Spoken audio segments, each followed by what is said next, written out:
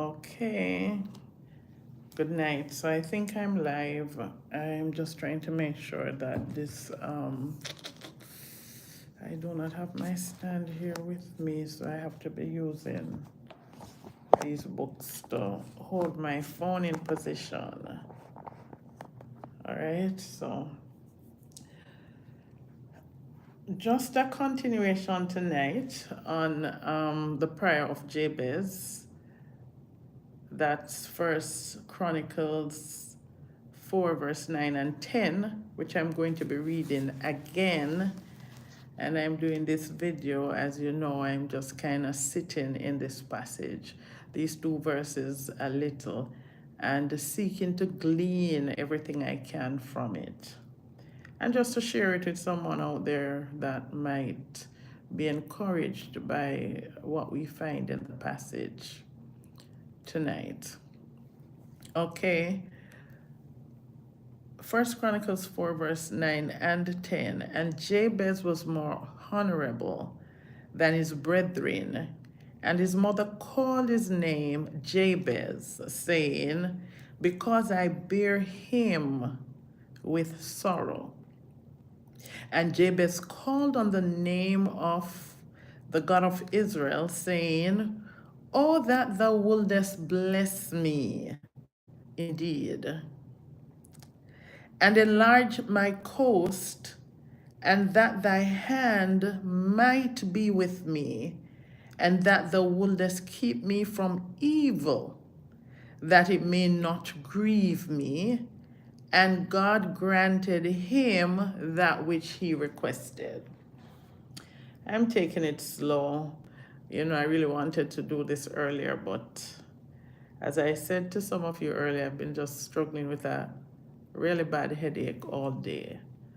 But I want to just stick to my commitment, which is getting this done. So the first video we did, the reason for this study, and we looked at wars, collateral damages, and the cost of war.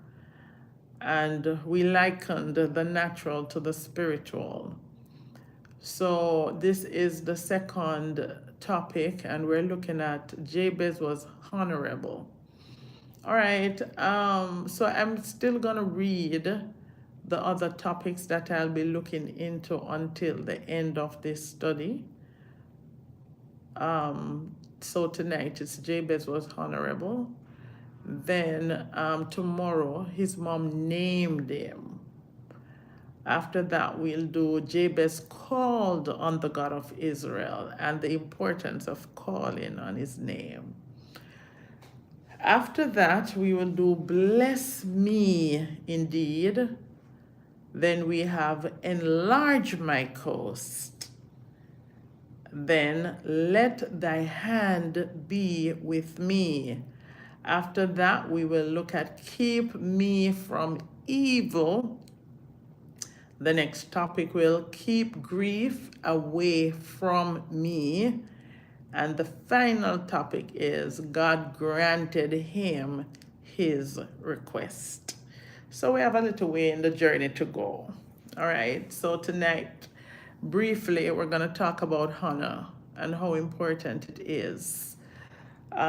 He was honorable, the scripture says, more honorable than his brethren.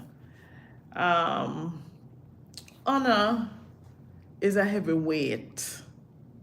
It speaks of significance. It speaks to respect. It speaks to esteem. It speaks to trust, being trustworthy or courageous.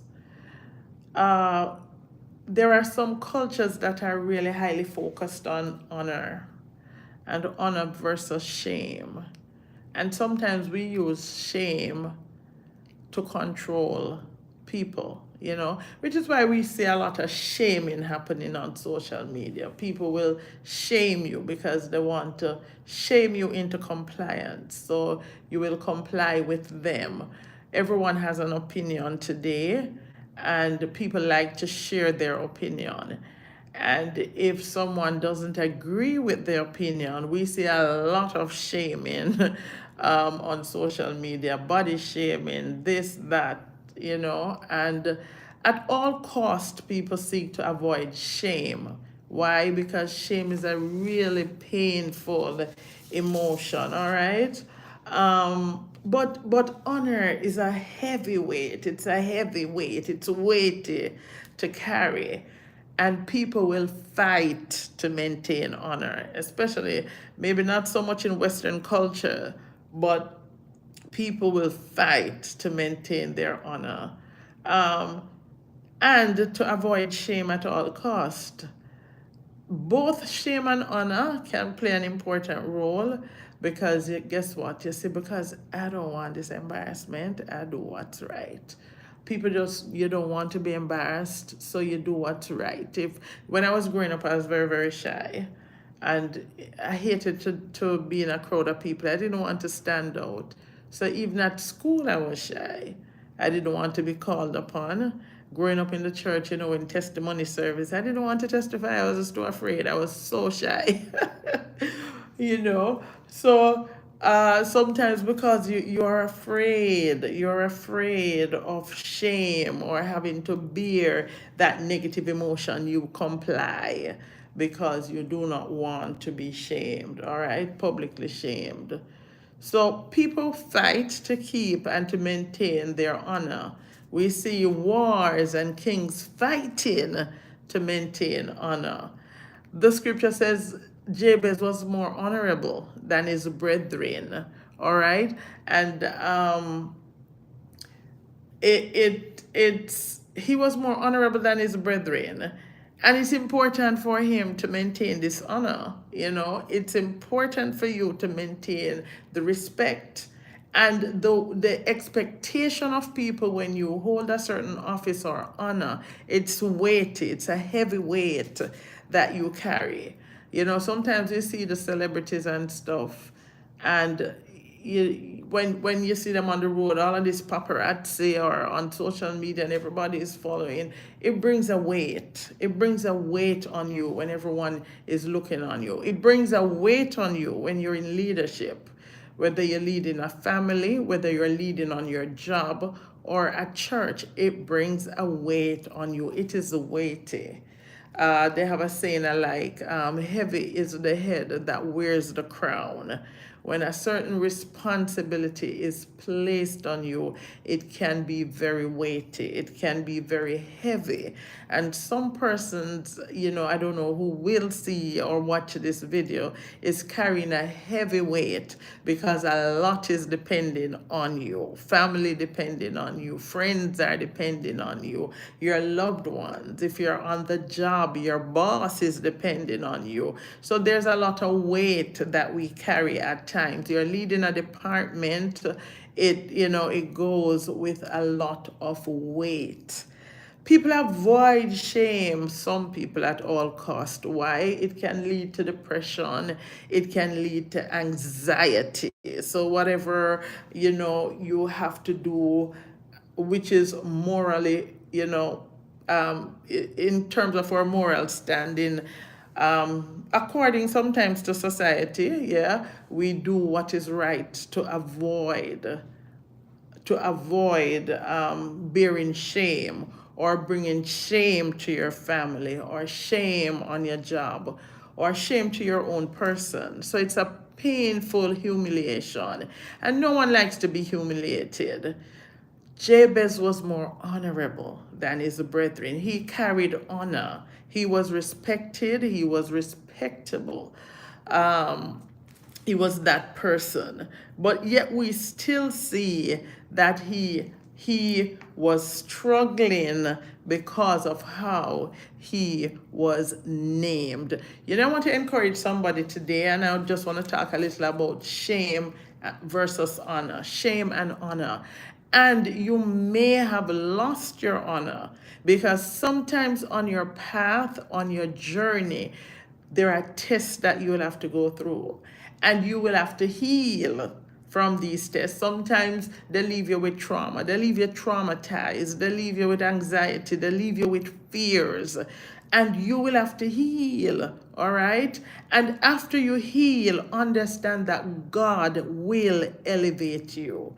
He will restore your honor. He will elevate you. Sometimes the test that you go through and the weight that you carry, my God, you got to be courageous to continue to live the life that you're living and to continue to walk the path that you've been called or assigned, my God, to walk. So I want to encourage you tonight. Even though you may have lost your honor and bearing shame because of the test, I thought of Joseph. Uh, we see Joseph being thrown in a pit and left to die. We see him being lied on. And when you're doing the will of God and when you're walking uprightly and you're walking in the word, the enemy will come at you with attacks. You know what? Sometimes the shame you bear, you didn't even bring it on yourself. All right. It might come upon you because of your children. It might come upon you because of your family members. It might come upon you because of a close association or friend. But then the enemy uses it to bring you shame, a painful emotion you're going through. Sometimes the process that God has you walk through cause a lot of shame in your life and pain. My God, because for this minute you are bearing and you are carrying something. You've been lied on, you've been ostracized, you've been rejected, you've been put aside. My God, people will walk on you like you're a mat, and people will say the worst things about you when you're being processed before God is ready to elevate you. Sometimes He takes everything away from you, your job, your resources. The first lesson we did, we spoke about the lack of resources and how war is costly and war can cripple your economy. Okay, so you might be going through a period where the economy in your house is crippled because of the warfares that you're fighting, the battles that you're enduring. And in that moment of time, you feel nothing but shame and embarrassment. Your light get locked off, your mortgage unpaid, your rent is due, you can't pay it, you get put out because you cannot pay the rent, you cannot pay the water bill, you don't have the money to send the children to school, you have to ask for help to get them lunch money and stuff like that. And God brings you through a process where you only trust Him. The scripture says, trust in the Lord with all your heart and lean not to your own understanding, and in all your ways acknowledge Him, and He will direct your path.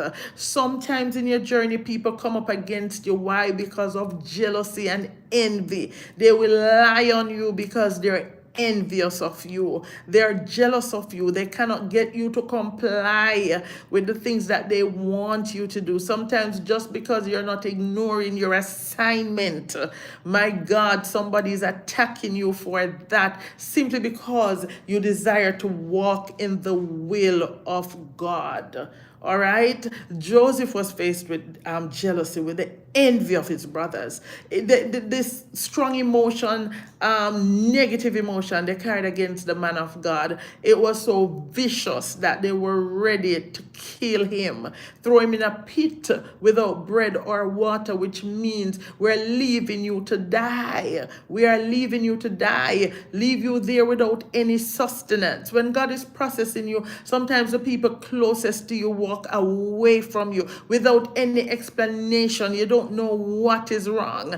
You know, I remember about 2 years ago, God was processing me. And I mean, the people who turned against me without explanation, I could not even understand it, other than I knew this is a part of the process and this is a part of the battle that I face. But comes what may, I must get over to the other side. I must get on the other side of this because I don't know what God is doing.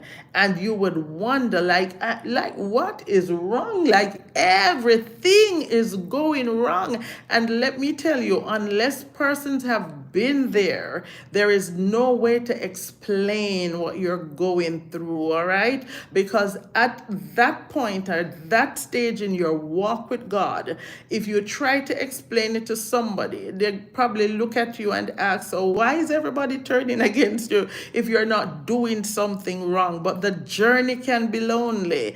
Just imagine having 11 brothers turning against you. How do you explain that to anybody? All right? And just Reuben who decided, let's not kill him. Thank God for Reuben. All right. Thank God for the Reubens in your life, in your season when you're facing death, because of your half brothers. Okay, because of the people who are supposed to be close to you. So as I say, sometimes you face this painful humiliation, just being down there in a pit without having anyone to talk to. It can cause you depression, discouragement, anxiety, worry, wondering, God, what is this? What did I do wrong? Where did I go wrong? Are you chastising me? And you have these many questions when you're being processed. You know, we often say Job he did not charge God foolishly. And yes, the scripture says that. But if we should look beyond chapter 1 and 2, we start seeing when, my God, the rubber hit the road really hard. And Job started processing the pain and the shame. The scripture says when his friends saw him, they could not even speak for astonishment. Sometimes your life, people around you cannot even speak for astonishment what is happening, my God, to you. Lord have mercy. The process isn't easy. And as I said before, people try to shame you into complying. And that's what bullyism is about. When you see all of this bullying on the job or in the school, the bully tends to bully or try to embarrass their victims. They try to embarrass them because when you're really embarrassed and scared, you comply, all right? And that's what that is about. The enemy brings all of this shame to you and embarrassment. But I want to encourage you today. You and you alone, you and your God know what you're going through, where you are in your walk, what is happening at this time, how He's processing you, how you're going through the fire. And understand it was for a time and a season, because after the pit experience, we see Joseph again in Potiphar's house, and you'll be like, something have to be wrong. Why you living with your brothers? Come on. Why all of them wanted to kill you? Why would they all throw you in a pit if you were not doing something wrong? What's wrong with sharing your dreams? Tell me. He shared his dream, and he gets cussed out all the time for sharing his dream. But what's wrong with sharing your dreams with people that should be close to you and people that you trust, okay? It was his family he shared the dream with. It wasn't strangers. It was people he trusted. He was young. Cut him some slack. He was young. Shared a dream with his brethren and with his father. And who would have thought? And it's hard for you to think and understand why people do some of the things they do. If you're not that kind of person, it's very hard for you to understand. And I'm sure probably Joseph in his wildest dream would never have thought that his brethren would think to do him such harm. Okay, so they threw him in a pit. And then after that experience, we see where now he's in Potiphar's house. And Potiphar's wife, she started wanting to have her own way with this young man. And we see that happen on the job sometimes.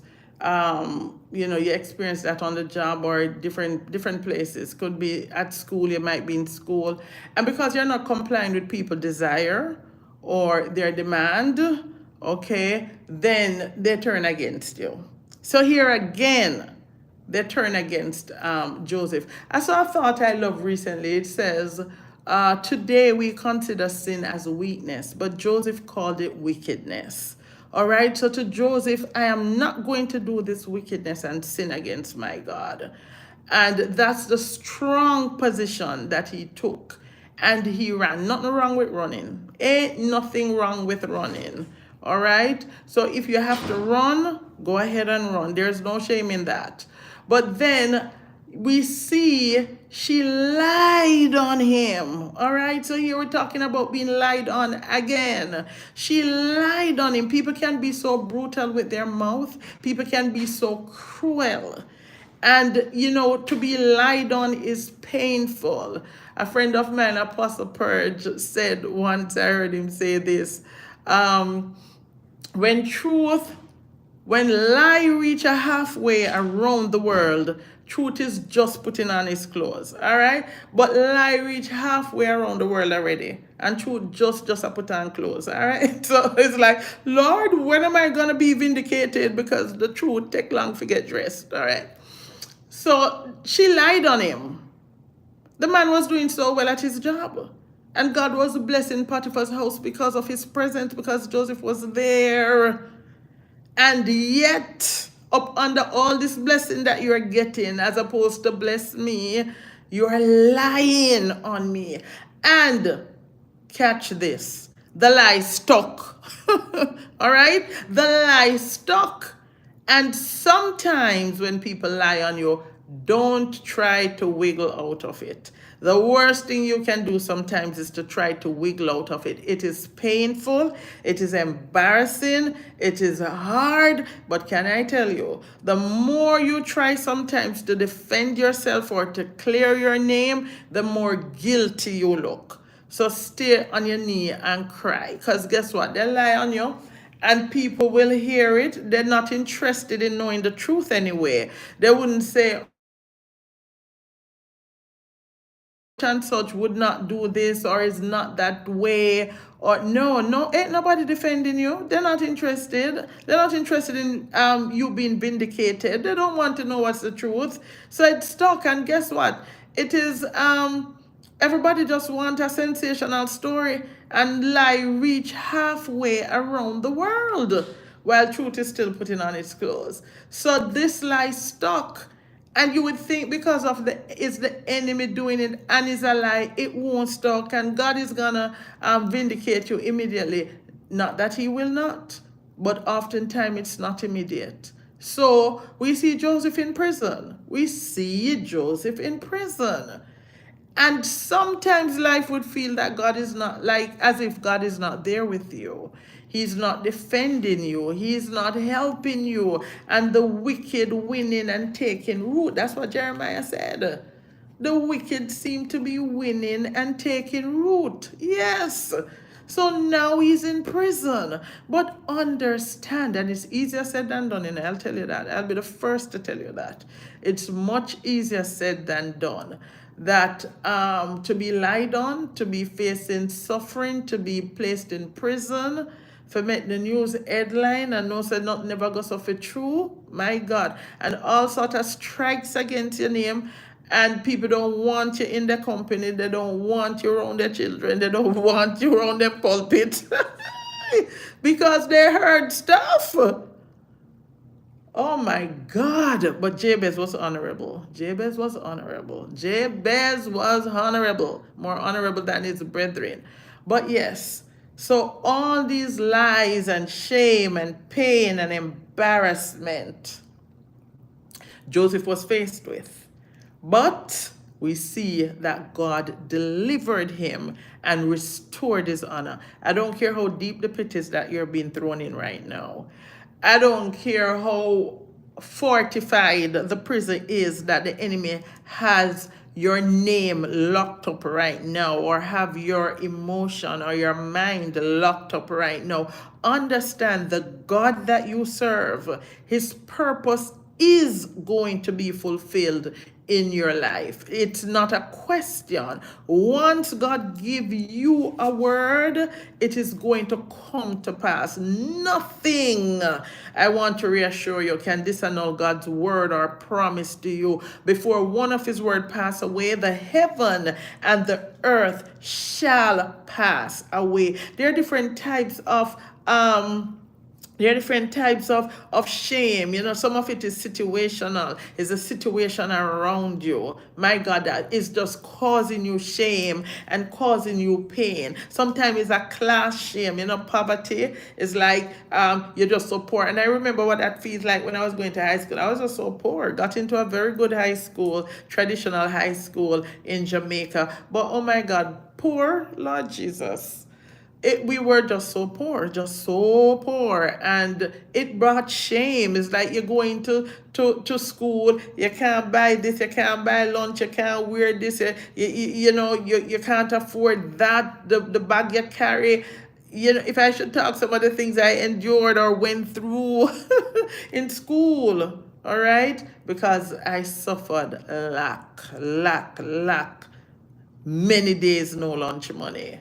Many days, no lunch money. I want to say to somebody, God is processing you. You might not have it. You might not have it to give to your children. You desire to give them a good life. You're a good parent and you want the best for them, but right now you don't have it. Your finances, everything locked up, tied up. You're bearing a lot of embarrassment. You're not in the elite group, not at church, not in your community. You feel trodden down on, you feel disrespected often. People talk to you however they want to talk to you because they have no regard for you, because right now your life not looking honorable. You're bearing nothing but shame and embarrassment. But let me tell you, we're gonna pray like Jabez in these few days, because God is about to restore your honor. Somebody who is watching this video or will watch this video, I want to say to you, God is going to restore your honor. And if you know somebody that needs this word of encouragement, who is going through a hard time, they can't pay the bill, it's difficult, they can't even go to the doctor, they're sick and don't even know, my God, they need money to go to the doctor and cannot reach. There is no food on the table, no clothes on your back, no shoes on your feet. Come on, I've been there. I know what it's like. I know what it feels like. I remember one day I look up to heaven and I said, God, I remember we just struggled so much financially. It was just so terrible before I landed a decent job here. And I remember my eldest child, I would took her to the bus stop. I would take her to the bus stop every morning. And I remember I look at her clothes. It was clean, but crushed. It was clean, but little holes here, and it was wash out, wishy washy. And she was just so happy, and she was talking to me about school and all of that, because as long as she going to school, whether she riding on a donkey, whether she walking 10 miles, as long as she was going to school, nobody would be as happy as her. And I stood at the bus stop and she was talking to me. And when we're going through that process, sometimes people are talking to you, but your mind is here, your body here with them, but your mind is wondering about tomorrow, like, Lord, when are you gonna help me? And she spoke to me the morning, and when the bus came, the school bus, and she went on the bus, and I looked up in the sky before I walk off. I said, God, don't tell me I'm in America and this is what my child wearing to school. I remember that day she called me from school and she was like, Mommy, she said, Mommy, my teacher asked, she said her daughter has some good second hand clothes that her daughter, they're in very good condition, but she no longer wears them. And she wants to give them to me if she has your permission. And I said, I was at home when she called me. I said, Lord, me go swallow my shame. I said to myself, me go swallow my shame. And I said to her, yes, tell her yes. And it's so funny because when the teacher brought her the bag at school 2 days later, they had the clothes had two sizes, and the two sizes fit my two girls. Because the biggest one was smaller than the younger one. And but it was like it fit both of them perfectly, and some of them had tags on them. And we went through that process of shame, let me tell you, almost been homeless. Almost been homeless. I remember the day the sheriff was supposed to come, or the day before, the sheriff was supposed to come and put us out. On the day we were supposed to be put out, we got a house. All right. Prior to that, we were just so worried. I remember when my husband said he went on an Esther fast and said, God, don't let my family be homeless in America. Please don't let my family be homeless in America. So I can tell you about the pain. We can talk about the shame. I don't even talk about my growing up, back in Jamaica. But it's a lot. And I just want to say to somebody, remember, it's all a test. And when we go through these tests, the feeling of pain and shame, before God restore your honor, remember, you'll have a lot of people to forgive, and make sure you don't carry any anger or bitterness in your heart, all right, for all the process. Because you might have been lied on. You bore embarrassment because of lies. All right. You lose a job because of lies. But you will have to heal. When people reject you, when people talk to you, however they want to talk to you, because in their eyes, you're nobody. You're trash because you don't have it. But they talk to that other person with respect because they drive a nice car or they live in a nice community. But they look down on you because you're suffering lack. But I want to say to you, God is going to restore your honor. But you have to go through a process of healing and make sure your heart is pure. And you forgive those who mistreated you or spoke bad about you or lied on you, or those who ignored you, and those who rejected you because of the process you were going through. Understand that Job had to pray for his brethren. If you don't reach a place of forgiveness, you won't be able to pray for them. But just know that before that honor is restored, you have to be healed. But God is going to elevate you. God is going to elevate you. Get rid of the baggage. Go ahead and share this video and give it a thumbs up. Share this video with somebody who you know that really need this encouragement today. People are in hard times. The times are difficult. When I go to the supermarket today, or when I'm here and I go to the supermarket, I have to just pray. I have to just pray. I say, Lord, how people afford food. It's gotten so bad. It's daunting. Your future looks scary. It's daunting. And if we don't stand in faith in this time, you might not have a job. And then you're like, you don't even have any education. You're not qualified to get something decent to help you to sustain your house or to help your children. It can be daunting, but we have to remain in prayer. Jabez was serious about his honor. Jabez stayed in prayer before God. All right? We're staying in prayer. Poverty will not attach itself to me for the rest of my life. You have to tell yourself that. All right? We have to get rid of baggages. We're carrying hurt. We're carrying a lot of pain. Because of that, it almost changed who you are. Physical pain changed change the expression on the face. You can look at somebody and they're wreathing in pain, and you see it on their face. Lord, them face makeup bad because of the pain wicked. But emotional pain, it spoil our personality. Sometimes the way we talk to people or answer to people, not that we intend to do it, but you're just thinking, your mind just gone so far and you're thinking and you start snapping, even snapping at your children. But be mindful of those things, mindful of your attitude while you're being processed, because we want to wait on the Lord. And while we wait on him, to be of good courage. He's coming. Though the vision tarry, it must come to pass. Wait on it. It will surely come to pass. It will not lie. God cannot lie. He made a promise to you and he cannot lie. He's the God of all the families. That's what Jeremiah 31 says. I really love it.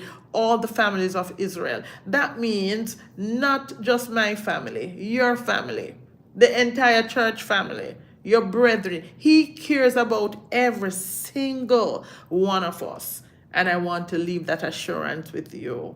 Get rid of relationships that don't serve you while you're being processed. Sometimes we have some relationships not serving us. They criticize us. They're doubtful. They put a lot of doubt in us. When they don't talk to you, you're full of anxiety. Your future look darker. You look like you're deeper in the pit. Get rid of those kind of relationships. While you're in the pit, while you're in the prison, you notice. I remember a pastor said this. I think his name is Lyndon Johnson, years ago in Jamaica. He said to me, Joseph came out of prison when he met upon other dreamers. You need like minded people to get you to the next level, right? As long as now he's with people who are dreaming, he got out of prison. Get rid of the relationships that are not serving you in this season and attach yourself to people of faith, people who will encourage you to pray more, to seek the face of God, to fast, to spend some time and lay out before God. I said I was committing to do this, just spend like a time, just sit down and mellow into this 2 verses because I want to get everything out of it. All right. You just want to juice it out like coconut. Yes, that kind of way.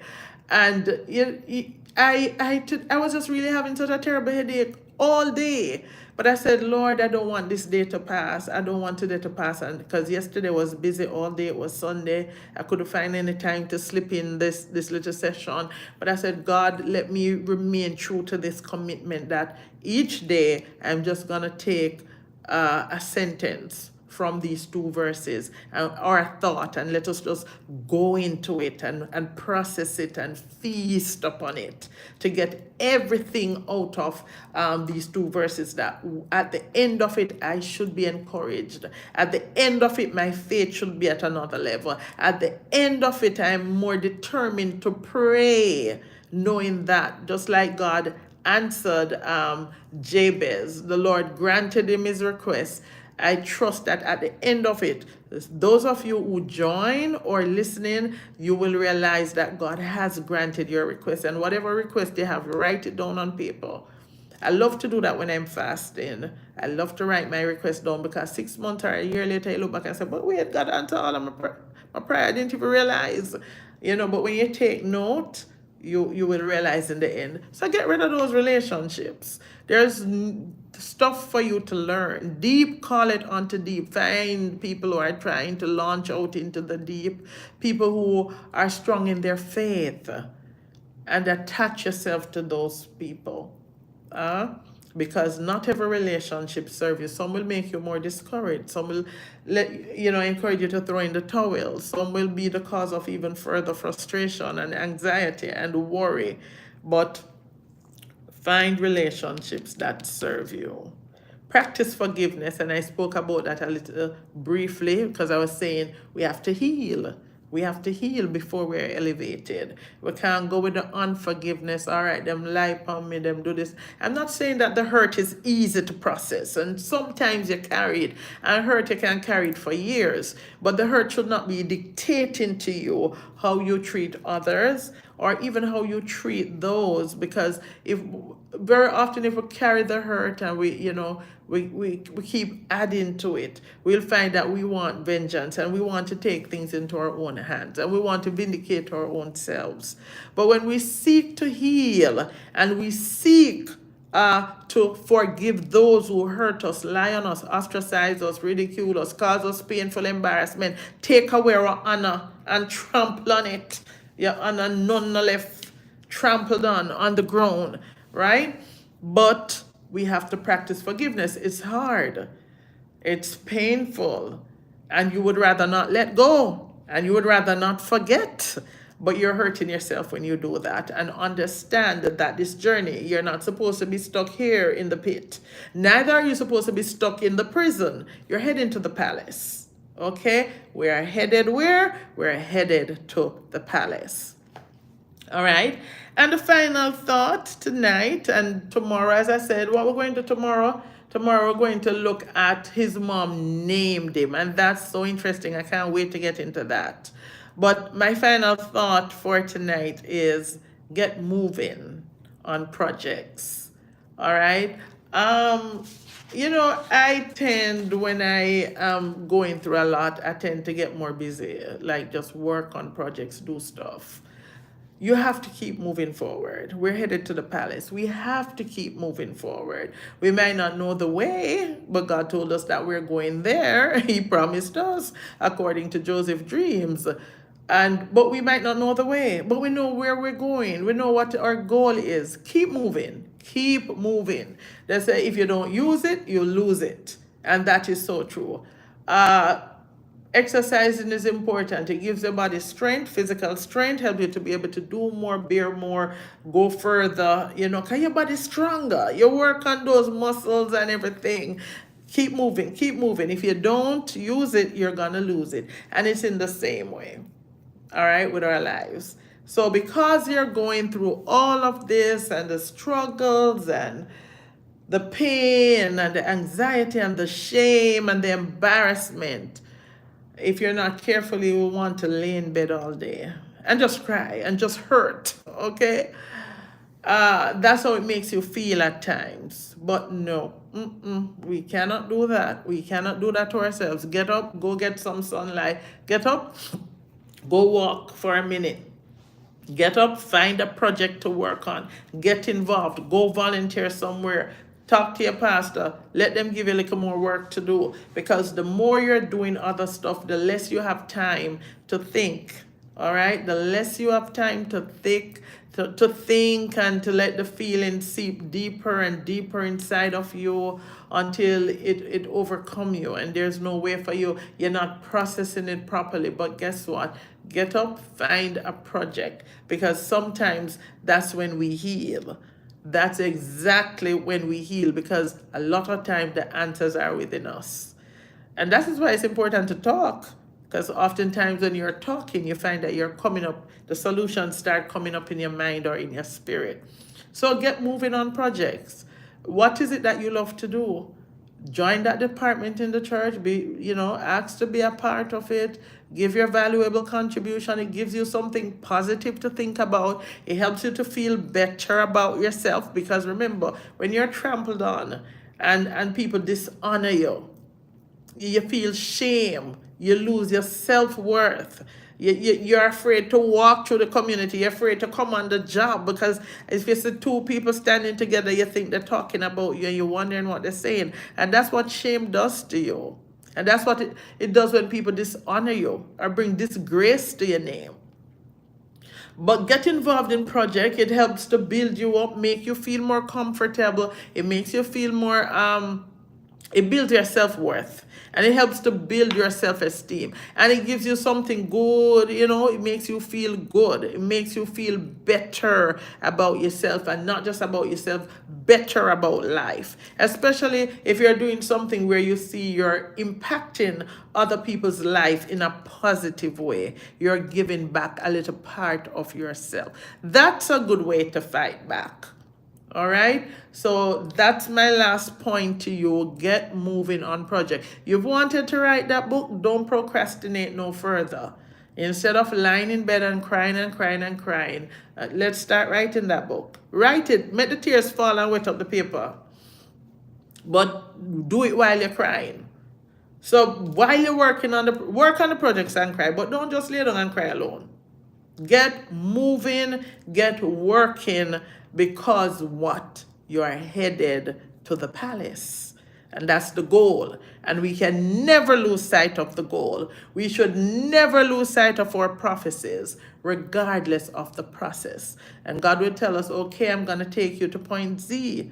And right now you're at point A. But He doesn't tell you that between A and Z, you have B, C, D, E, F, G, go all the way down. He doesn't say that. But then when, you meet in the middle and the rubber hit the road, some of us want to turn back. But have you ever been there when you look and say, but God, I don't have the energy to swim all the way back to shore. I'm already all the way out here. So I better me just go further with you than to try to go back to shore. All right. So I want to encourage you. You've already started your journey, whether with your family life, whether with your job, your business, you're an entrepreneur, whether it's ministry. And yes, along the way, there are hurdles, moments of embarrassment, lots of tears, lots of pain and suffering. But do not retreat, do not surrender. Work on the projects, cry while you drive, cry while you swim to the other side of the shore. But we know we're going over the other side. That's all we know, all right? Because that's what God said to us. So I want to encourage you and remind you that God is going to restore your honor. Just don't die in the middle of it. Don't die in the middle of battle. Don't die. Nope, don't die right here, please. I beg you, don't die here. Don't die in the middle of battle. But get up, brush yourself off, keep fighting with sword in hand, tears in your eyes. We're going to fight until we die. We won't run away. Somebody says, I'm on the battlefield for my Lord. And just know that God is going to restore your honor as long as you go through the test, you learn forgiveness, and you're healed, because that's a part of the process. We must heal. He's going to elevate you. Thanks for joining. Please share this video, give it a thumbs up, and tomorrow we will be looking at his mother named him.